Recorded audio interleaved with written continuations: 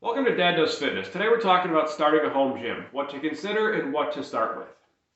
So with that, I'm going to say that most people starting a home gym are going to be either in one of a few boats. You work from home and maybe you have a time on your lunch break and it's too much to go to the gym to get home. You don't get a good workout in. So you can work out on your lunch break at home. So switch into gym clothes, go in the basement, go in the garage, get a workout in, come back in, shower, you're good for your next meeting, phone call, whatever it is.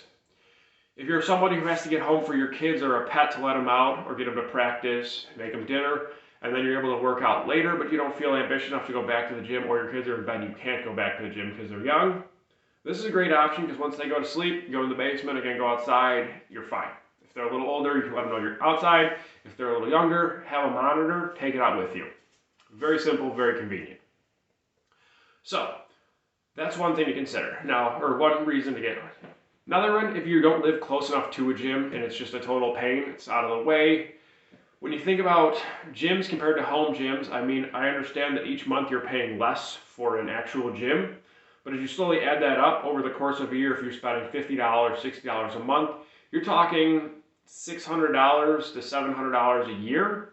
Well, if you slowly build up your gym, putting away that money each month, and then buying equipment as you kind of build up, it ends up saving you a lot of time, a lot of money, because equipment should last a very long time, especially when it's not being used over and over at a commercial gym. So these are things and reasons to start one, and I believe that they're great options. My wife and I canceled our gym membership with COVID because our gym was closed for a while, and then once it reopened, the classes were limited, and my wife loved the class option. For me, you had to wear a mask and you got to schedule times, and that just didn't really work out. And then we have a little guy at home, so it was like, I'd rather come spend time with him. By the time he went to bed, you're like, I don't feel like going back out to the gym, and only one of us obviously could go. So for that, we're like, this is dumb, let's just cancel, let's get some stuff for the basement, for the garage, and we should be good. Now, we had some stuff before COVID hit, but then since COVID, we got a few more things, and we're pretty much set. So first thing to consider when you're looking at a home gym or garage gym is space. Now, if you live in a condo or an apartment townhouse where you have someone through the wall or underneath you, be careful with noise because you don't want to get a lot of noise complaints and have pretty much pissed off neighbors because you're dropping things.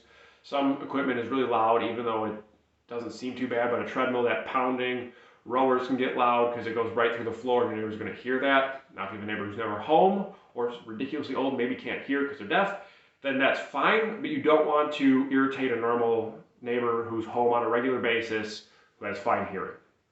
So that's one thing to consider. But if you have your own house, you have your own garage, your basement, whatever it is, then that's something you don't have to consider. Next one is going to be budget.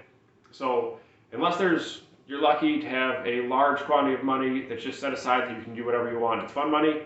That's great. For an average person, I think you're going to set a budget to how much you're willing to spend initially, and then you're slowly able to build up over that. Like I said, save the money that you were using on your gym membership on a monthly basis and just kind of put that away in like a reserve account. And then as you build up and there's something, oh, I want that, use that money, and you already have it set to the side. So there's that. Now, from there you want to look at, are you actually going to use the equipment? I think treadmills are the worst investment anyone's ever going to get for themselves at home. Now, I know there's people that get them and use them regularly, but for an average person, everybody I've ever known who's had a treadmill, it sits in their basement, collects dust, and becomes pretty much a clothes hanger that they spend $1,000 or more on. And they're heavy, so they're hard to move. They're large space, so it takes up a large chunk of space. And if you're a taller person in a regular basement, I'm 6'2", 6'3", so I'm not a monster, but any basement I've ever gone on a treadmill, my head's on the ceiling without even really moving, so I'm already having to duck a little bit just to stand on it. So as soon as I start moving, you're going up and down a little bit, my head's bouncing into the ceiling, so I can't use it. So treadmills, I think, are a terrible investment. Now, if you do use it, that's great if you're training for something special, but unless you're going to get a higher end treadmill, they're definitely not worth it because the lower end ones usually bounce a lot more. The belt's looser, so it kind of skips. So you're going to realize this as you're running, unless you're just going to use it to walk on, and you're not going to like it. So make sure it's something you're going to use. Don't buy some specialty item because it looks nice on TV, one of those as seen on TV items, and then it just sits. Don't get something to collect dust. You're wasting your money. It seems silly. Next, versatility of an item. Some items are very specialized and are only able to use for one or two things.